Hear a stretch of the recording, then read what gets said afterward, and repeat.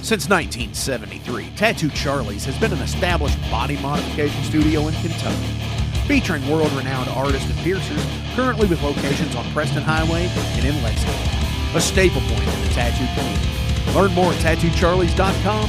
Set up your appointment today at 7904 Preston Highway. Our tattoos are done while you wait. Visit 21st Amendment Tavern, located in the Germantown neighborhood at the corner of Burnett and Shelby. 21st Amendment Tavern has great drinks and amazing food from head chef Andrea Estes. Also at the tavern, the Metal Forge Live is featured with doors at 9 and shows at 10 and just $5. Head on out to 21st Amendment Tavern.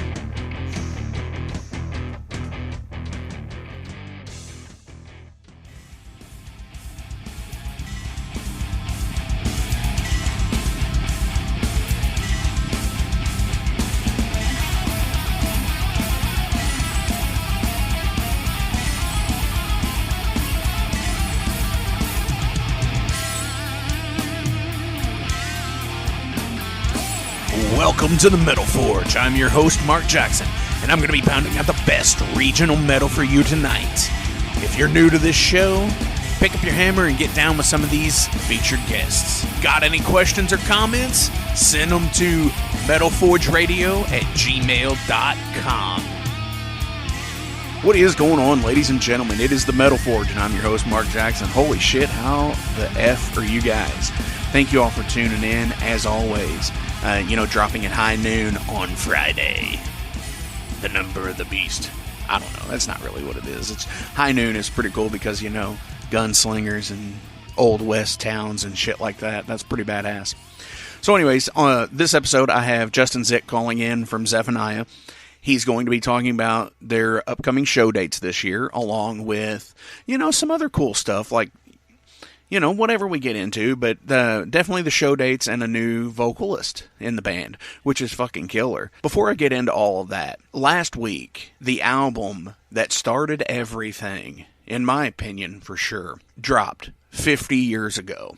And that was the album Black Sabbath, dropping February 13th, 1970. I can remember the first time I ever heard the album. Of course, I'm not old enough to hear it on a first-run basis when it first came out or anything like that. I, like most people my age, kids my age, 40, whatever, most people my age probably heard things like Iron Man and Paranoid and probably Electric Funeral and stuff like that first. I vividly remember hearing those and saying, that's their second album, what's their first? Because I've always been a nut of seeing, if I saw a sequel to a movie, like the Midnight Movie type thing, I always wondered what the original was, like Phantasm.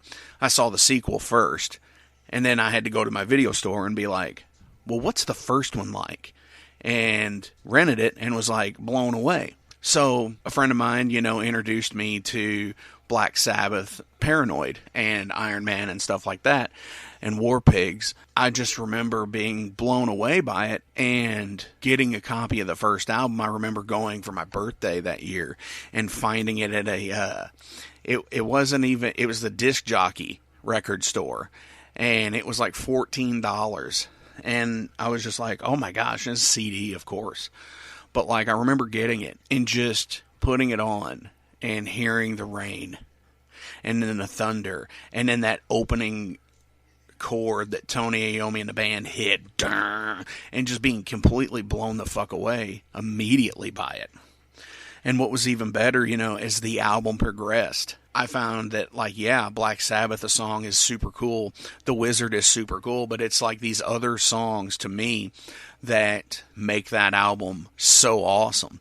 Things like Behind the Wall of Sleep, Sleeping Village, and Warning and such that I don't think could ever be recreated by any other band in history. That was a Black Sabbath thing, and it made me a lifelong fan. Seeing them live a few times, I might have some issue overall with stuff that they've done, like cutting out Bill Ward completely out of their history for a time. And, you know, all of the stuff with Ozzy's solo career and how they've lied about his sobriety and stuff like that, which I've been extremely vocal about before. And that's another story for another day. But it's one of those things that completely blows me away. And still, I'm never tired of that album. It's honestly, it's just under 40 minutes. It's an album that, you know, you can put on for a decent drive anywhere. You know, it's always like 30 to 40 minutes anywhere where I go in the car. So I can, all the time, I can throw on their first album and listen to it almost in one sitting on a drive. I hear new things almost all the time with it. And I know it's, you know, it was done on a shoestring budget and it was done super fast in the studio. But like, it never tires for me. And that's super cool to have stuff like that. If you've got any albums that way, send them to metalforgeradio@gmail.com. Let me know. I'll mention them on the show, and I'll check things out. You know, and I'll do a review on stuff like that. But yeah, if you have an album that you constantly love to hear and that you never tire of, and that's a complete album listen for you the entire way through, send it to me. You know, if you don't want to send it to the email, that's cool. Drop it on the Facebook page. It's facebook.com/metalforgeradio. So I also do want to thank all of the Patreon subscribers, or donors, whatever you want to call them. Ryan Tomes, Eric from Misanthropic Records is on there, Sean Tyler, Evan Walsh, Mick Warner. You guys are fucking cool. I love you guys. Thank you so much for everything that you do to help fund the Metal Forge and keep metal alive and flowing through everything. Before we get into the call with Justin from Zephaniah, I'm going to play a song of theirs. And because this is the Metal Forge, this comes off of their album from 2016, and it is the title track. It is Reforged.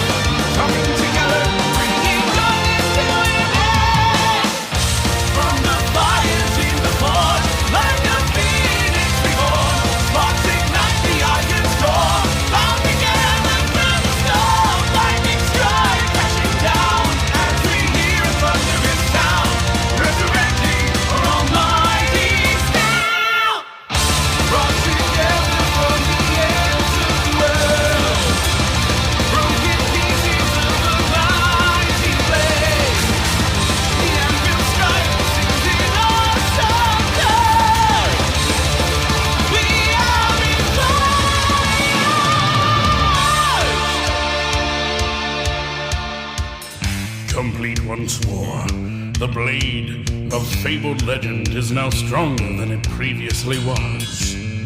Unbeatable and magical, the King's Sword brought glory back to its wielder, and all those who bore witness to its might and power.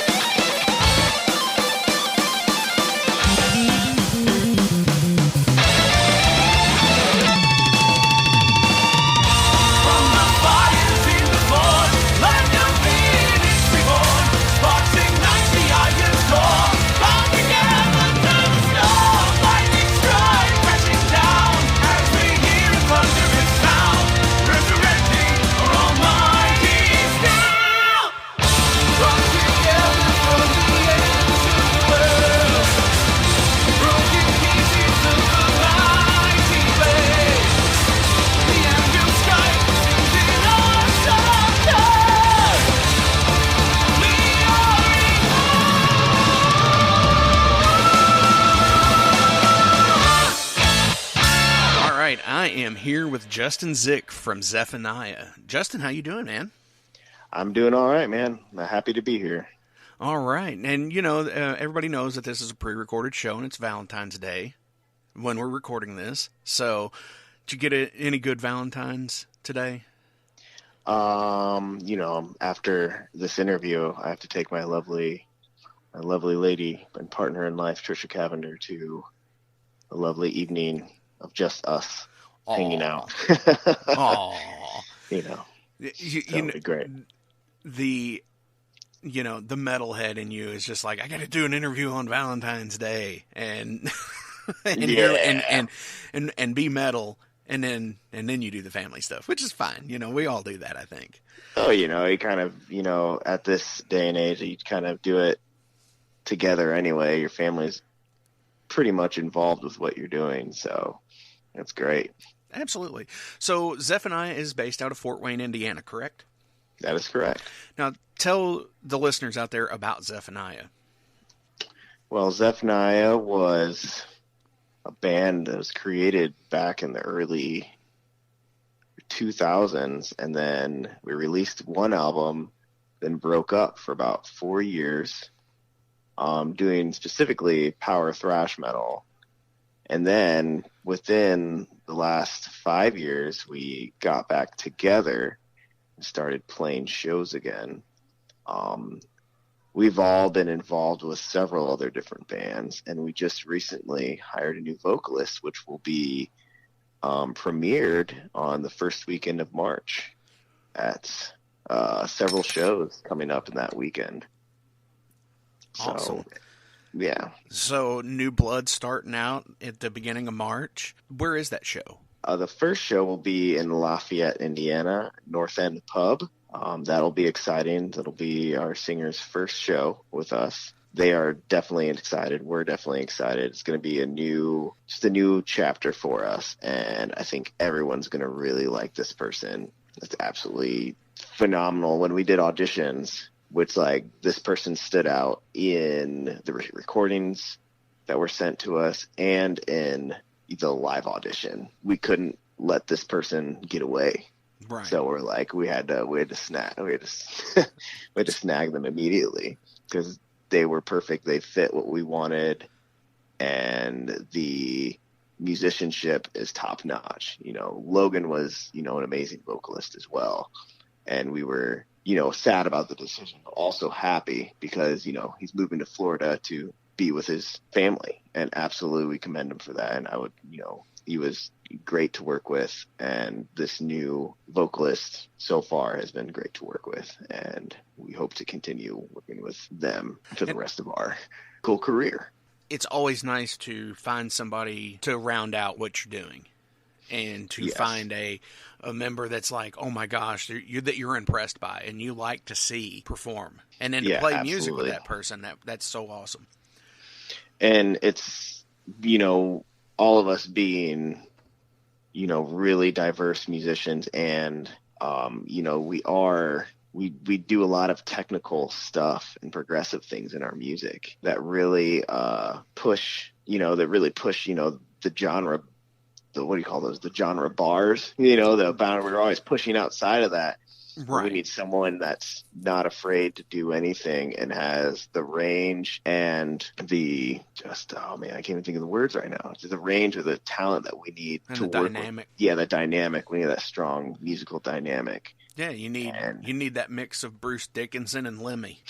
Yeah.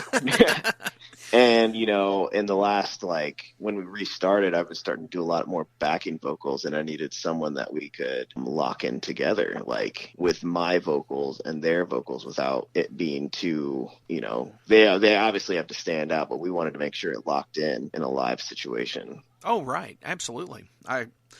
In my music, I can definitely relate to that as well. So let's get into the nitty-gritty here. How does Zephaniah write a song or an album? Well, since we all live in, we're based out of Fort Wayne, and only 2 of us live in Fort Wayne now. We have 2 in Indy and 1 in Pittsburgh. So the way we create is Sean and I and Ian and Cody as well. We all create the riffs, and, we each create a song. And then we bring the song to, do a demo, it's a day and age where you can demo on your laptop, and we send it to everyone, and everyone makes their critiques. And so that's how we create the song. And then someone's like, hey, listen, I need this layer of shreddy guitars over this, Justin, can you help me write something? Or I'm like, okay. Or Cody, we need some ideas for drums on this particular point. So we all come with a song. And then that song, there's no egos or anything better than anyone. We just kind of take that song and we create a kind of, we just kind of collaborate at that point. So the bones basically say, I would create the bones of a song. Everyone would listen and they would say, okay, we're going to move this section here. We're going to add this section here, or we're going to add layers of this here going on there. You know, I've noticed this is a lot more of a prevalent thing these days, where bands do that. How does that affect playing shows?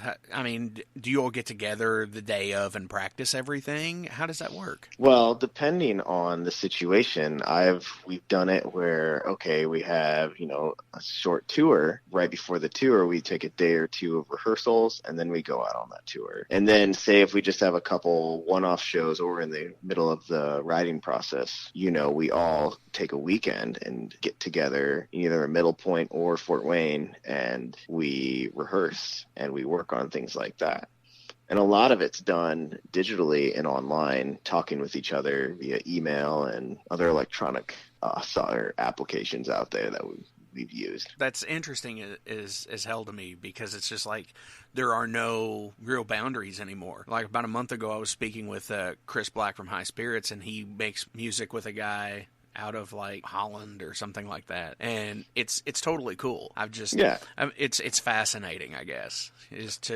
Technology is so far advanced that you can be in a band with somebody 6,000 miles away and almost do stuff in real time. Absolutely. I've worked with guys in Germany, and I've worked on an album with guy David Mark Pierce in England, working with Monroe's Thunder. There's all sorts of people I've worked with that live in different countries and around the nation. It's a very digital age. You don't have to be in the main market of music to be known. You just have to make sure your online presence is well known. Very much. Do you have a favorite song or album that you have written with Zephaniah? Well, we've only written 2, and then we're on to our 3rd one right now. Right now we're in the studio.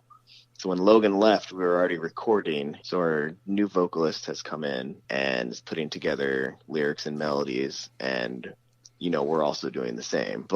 So probably this next album will be my favorite album. Right, because it's a growing process. Yeah, absolutely. Of course, yeah. With the previous vocalist leaving, did you all completely scrap everything that he was on, or did you do anything like that, or and write new with it for a new vocalist, or no? We kept the bones and we adapted the new vocalist range to new melodies. So at that point in our recording and pre-production process, we had not had a lot of vocals written yet, probably on maybe 2 or 3 songs. It all worked out, but it still was a hard process to get through. I was touring in Europe for 4 months, and during that process, I had to email and put together auditions when I was in town, when I got back in town. So we had 4 months off out of the studio in between that, Logan leaving and me being gone. So pushed us 4 months behind. Oh, wow. Yeah, but we're back in that process of recording and getting out there again with this new vocalist. Do you all assign working titles to songs? No, I'm very usually how I do it is I just say, here's the key of the song, and this reminds me of a thrash metal song. So it'll be like, okay, this one's called A minor thrash metal. Okay. And Sean, on the other hand, he'll create things like, hey, this reminds me of a snake. And he'll call it, okay, this is a snake, until we decide, okay, when the lyrics come and how it's going to form when the lyrics come in, then we decide what the name of the song actually is. The name of the song is, yeah. Right. And that was going to be my question was, what was the craziest working title you have ever had for a song? Oh, I don't even know. They're not even crazy. I think, I have one called E flat minor power thrash. That's not too crazy. No, because it sounds like some of them have been really crazy. People are just like song title 3. It's not that crazy. It's just how it needs to be identified. Yeah, absolutely. It's just we identify it. So when we have real titles for it, it's going to be like, oh, that's the name of that. We're going to forget. Because, like, what's that song again? Oh, it's that one. And we'll have to go back to the original title just to remember what it is. Right. Been there, done that. Or you get the person is like, is that the one that goes dun dun dun dun dun dun dun dun? Yeah. Or they hum a few bars of it. Absolutely. Yeah, you have to play the riff. Oh, there it is. If you could have written or recorded on an album or a song from somebody else, what would it be? Oh, I'd probably do something from the Cacophony Speed Metal Symphony album. You ever heard of that one? No. So Cacophony, you know who Marty Friedman is, right? Oh, absolutely, yeah. Yeah, and Jason Becker. Okay.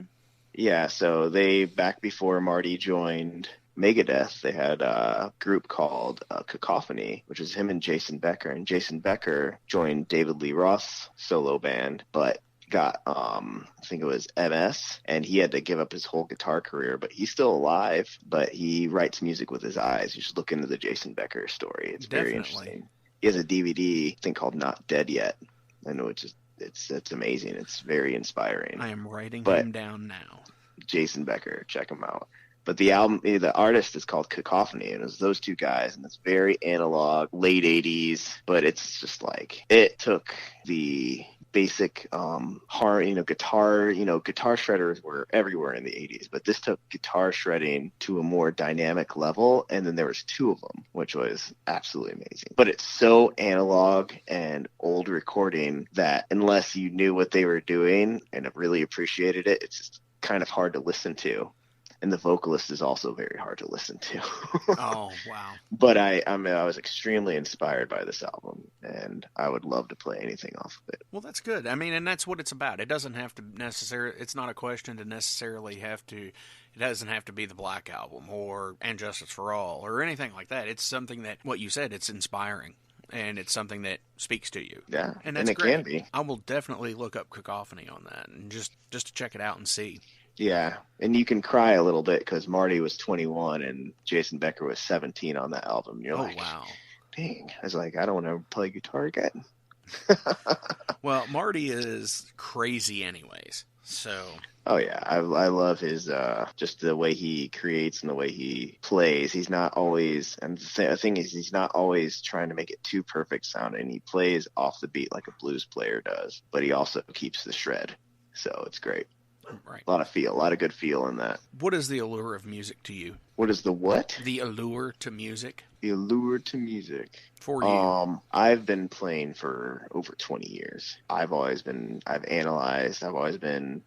fascinated by harmonies and rhythms, how chords are put together, how you can create interesting melodies over different types of chords. A lot of the songs you hear, even the metal, it's like we get pushed into the same 3 to 4 chords a lot. And I've always liked to explore past that. Maybe I want to add a 5/4 measure at the end of here just to add some tension. I've just always liked to analyze, like, why does that make that person feel like that? Why does this make you angry? Why does it make you sad? It's the theory part is fun, and the creation of music is also great. And sometimes I just go back, if you listen to a Slayer album and you're like, what were they feeling?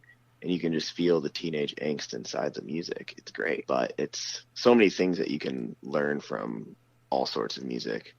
And there's more music that makes you want to die inside when you hear it. Very much. Yeah. So what inspires you to write music? I mean, I know that's probably a broad question.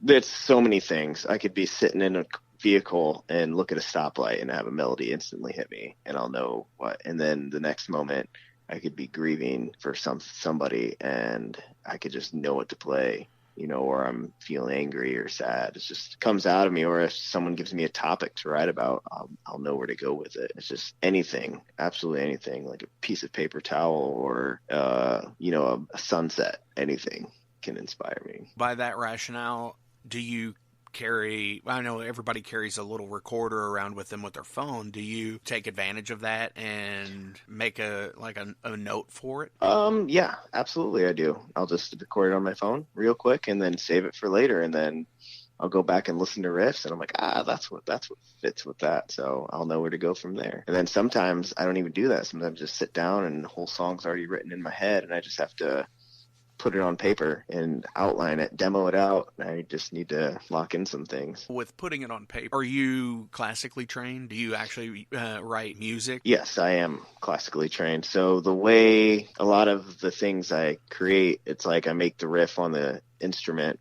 Sometimes I write it on piano first. It just depends on where I'm going. But yeah, I do. Also, I transcribe music as it's part of my profession. And so I probably have over like 300 transcriptions I've done for clients. So actually, I have music software that I can create everything. I can put I'm like, oh man, I would love to have a horn section here. So I'll create a horn section. or I'm going to create a full orchestra right here for this particular part. You know, I have that knowledge that we can put stuff together like that. Or vocal harmonies. I'm like, okay, here's the main melody. I'm going to add an answer call or a call response, or add 3-part harmony right here. Do you also just do that to see what it would be like? Just assuming here, you would probably try to make that come to fruition where you could put that stuff in there, but is there ever the possibility that you would write that and then not use it? Yeah, it just depends on the sex. Sometimes it's just experimentation. Sometimes you're in the studio and you hear something and you're like, okay, I've got to do that right now because that fits better than what I wanted to do. And you just end up changing a couple notes and then you fix a couple things. Currently working on a solo album, and I've been doing some vocals with it, and I've changed some vocal harmonies completely out just because it didn't fit what I was hearing in the beginning. It's the same thing that's happening when we get our new vocalist in the studio. I'll hear things that I heard earlier that might not fit because maybe there's too much going on, and it's not really helping the advancement of the song or the emotion of the song. That's really the word I was looking for. That's super cool to me because it's just like, it takes a very real world approach to it. You have to. And no matter how much musical knowledge or theory or what's correct or what's incorrect, what really matters at the end of the day when creating is, does it sound good to your ear? And if it doesn't, then something needs changed. Right. And all the knowledge does is tells you, okay, I know how to change this because this is what's throwing it off. That's all the musical knowledge does. It just makes it easier for you to understand how to fix it. But in the end, if it doesn't sound good to your ear, it's not good, right? Well, which is actually leads into the next question that I like to ask people. Do you listen to yourself musically? And I mean that as in a fan base, more so than a critique factor, because everybody listens to themselves as a musician and critiques themselves. I do both. Sometimes I'll go back to old stuff I've recorded and I'll listen to it, and sometimes I'll go, yeah, I could have done that better. But then I also listen to it. I'm like, hey, that was a killer riff, or that was a killer song. Out. It was fun, and I have to go back on that stuff. It's like, that was a part of my journey. I can't go back and fix it, but can I still enjoy it? If I don't still enjoy it, then obviously I'm not going to listen to it. But there, a lot of the old Zeph stuff and a lot of the other projects I've worked with, I can go back and listen to and still enjoy it as a fan, because you have to listen to your own music as a fan and not a critic either. Right. Just because I think so. If you're going to sell music, I'm pretty, wouldn't you want to be in the shoes of your fan? Right. And to me, what you would do is you would be like, if you like this, you'll really enjoy listening to this. Yeah. Absolutely. If you could have played any major concert from days gone past, what would it be? Oh, I definitely love to play Wacken. I had the opportunity of going there for the first time last year, and seeing over 75,000 people in a crowd is absolutely awe-inspiring. And that's on my list too. So I was planning on trying to go this year, but missed out on the tickets and they're sold out. So you can find it people are always trying to sell their tickets, so you just especially in the gotta know where to look. Yep. Do you have a favorite city or venue or both that you like to play? With Zeph right now, we do enjoy playing Cincinnati. We loved playing Atlanta, and it's another good one we did. We loved playing in Kansas City and Wisconsin. Madison, Wisconsin was another great place we enjoyed playing. I've heard Wisconsin shows are pretty good. Yeah. Chicago's a hit or miss. I've played Chicago shows that are god-awful, and then I've played Chicago shows that are absolutely amazing. It just depends on who you're playing with and what's happening around Chicago that evening. Right. So we've got Madison, Wisconsin, Cincinnati, Atlanta, and hit or miss Chicago. Do you have a favorite venue that you've ever played in? It doesn't have to necessarily be with Zephaniah. I mean, you said you were on tour. Yeah, I've played a lot of venues, and there's not really a favorite venue. There's venues that treat you better. There's they all kind of end up together and like, oh, it's just a place to express yourself. So if the venue is a bad venue or a good venue, is like, it really doesn't matter as long as the people around you are having fun. It's like if the ceiling's falling in, but it's the best crowd in the world, that's my favorite venue. Right, because it's all subjective at that point. Yeah, it all depends on the people you're playing for and the night that's going on. I could dig that. Yep. That's Absolutely. That's a very good answer to that question. With that, you know, if the ceiling's falling in, but it's such a super cool show, I always like to ask this question. You're a musician. I'm a musician. Most of the listeners seem to be musicians as well, which is cool too. So do you have a Spinal Tap moment? Oh man, I don't even know anymore. There's so many things where you like walk on stage and forget to turn on your battery pack and your wireless system. And you're like, oh my God. We actually did, so I was with a 80s tribute act, and we played this show where they had those, the curtains where you could bring things down. So we tied our guitars to these these giant stage curtains. And so we stood there, and they would drop them down, and we all got them on. So it looked super cool. People were really impressed by it. They loved it because it was so cheesy and stupid. And then one guy couldn't get his guitar off the line, so it had to sit there, and he had to play like half of the first song right there. That's pretty hilarious. You know, yeah, that's probably the biggest Spinal Tap moment I remember. That is Spinal Tap. That works. Yeah, he got trapped in a thing. Had to play the whole first song right there. Please tell me there's video to this. I have no idea. I'd have to go back. It's in the archives from years ago. If there is video of this, I need it sent to me. I'll share it on the Metal Forge Facebook page. Oh, perfect. Okay, I'm going to preface this before I ask the questions now. I also like to just ask general questions to people, because we're all people, and we all enjoy the same stuff, it seems like. Do you have a favorite film?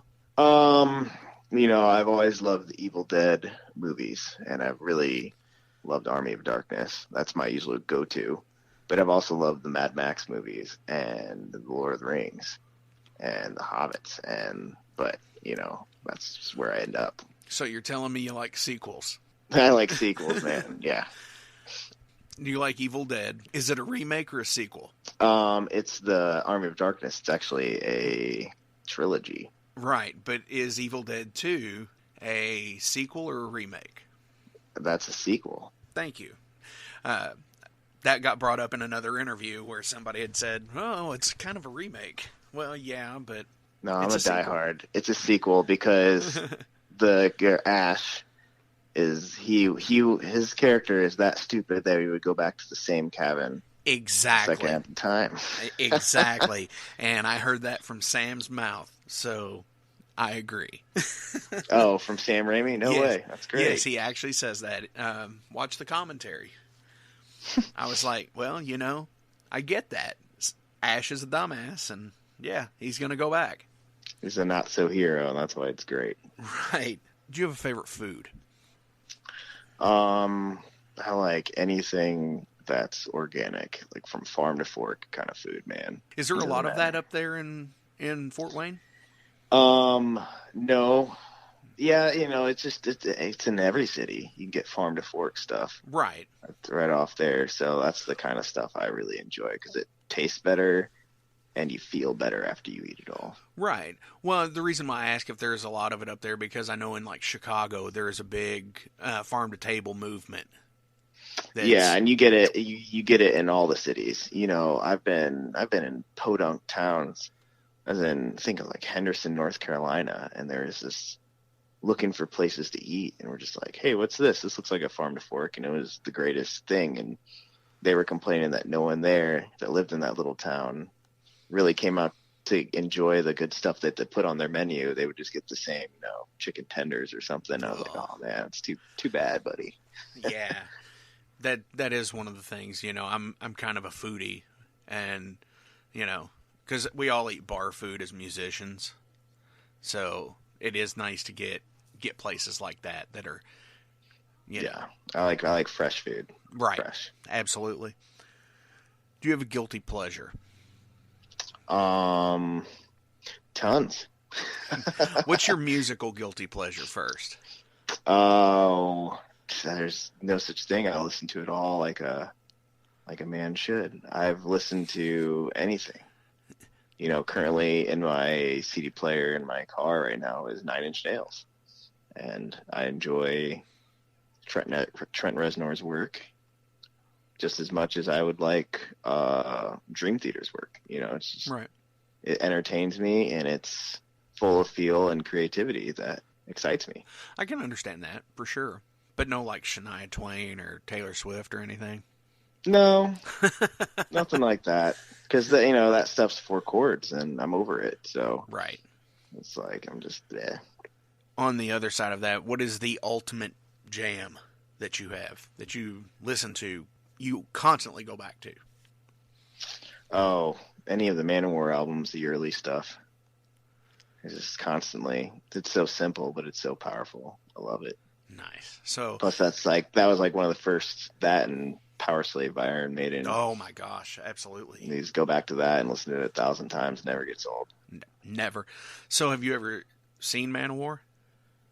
Yeah, actually I have. Wow.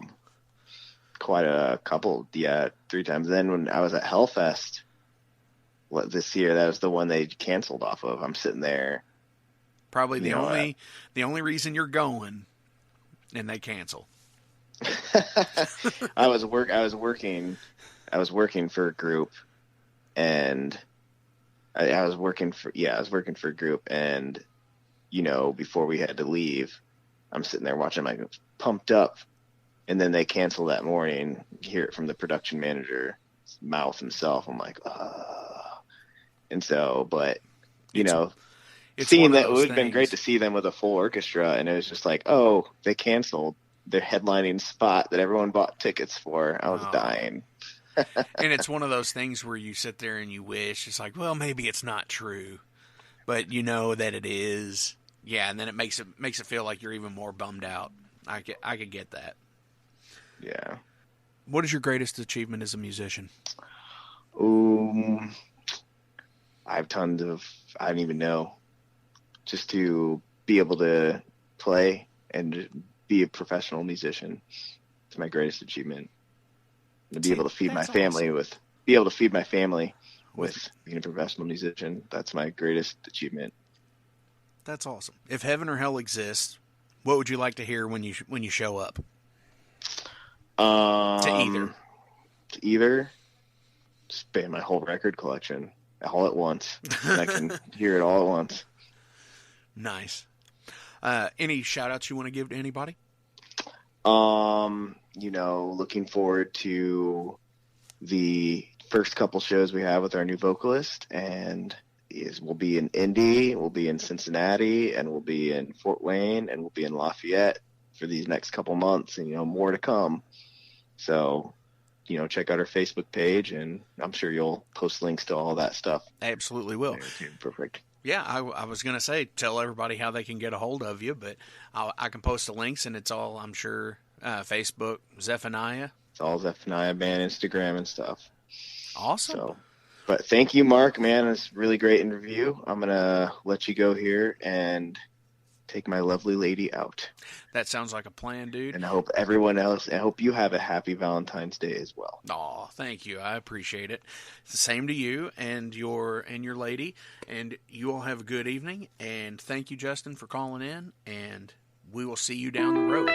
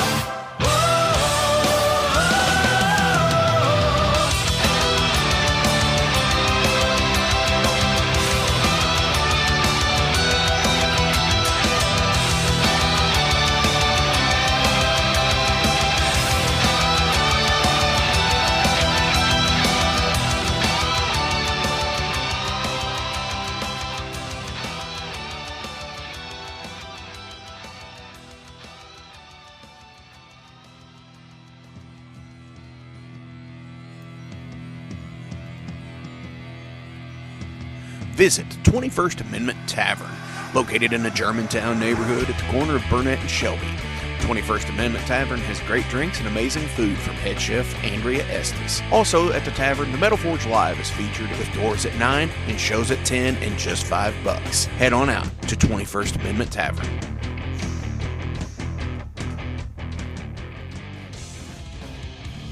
Since 1973, Tattoo Charlie's has been an established body modification studio in Kentucky, featuring world-renowned artists and piercers, currently with locations on Preston Highway and in Lexington, a staple point in the tattoo community. Learn more at TattooCharlies.com.